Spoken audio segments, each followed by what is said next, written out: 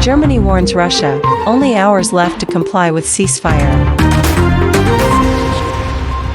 Ahead of the proposed May 12th ceasefire deadline, Germany has reminded Russia that only a few hours remain to comply with the 30-day truce initiative put forward by European nations, saying that Ukraine has already made concessions and it is now Moscow's turn to respond. On May 12th, the German government warned the Kremlin that it has only a few hours left to begin honouring the ceasefire plan backed by the West, or face the prospect of new European sanctions against Russia.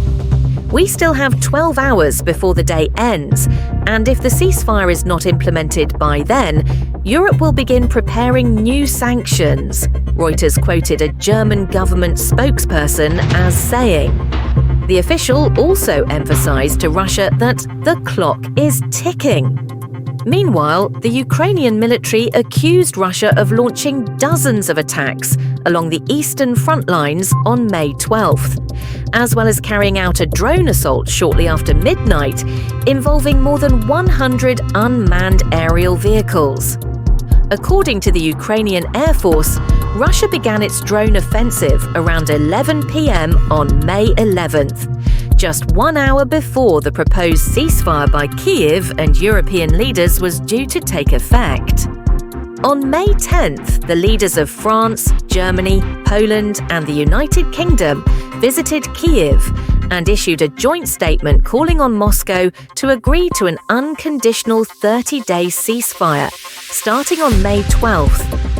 A German government spokesperson emphasized that Ukraine's leadership had already agreed to the ceasefire, and it is now up to Russia to respond to the proposal. President Volodymyr Zelensky has made significant concessions over the past 2 weeks, and now it is Russia's responsibility to respond to these proposals and agree to serious political negotiations, the spokesperson added.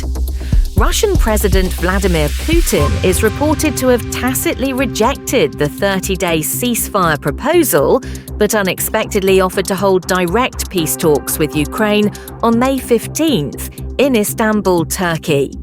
He added that the negotiations could potentially lead to a ceasefire. Ukrainian President Zelensky confirmed he would personally travel to Istanbul and wait to meet with President Putin.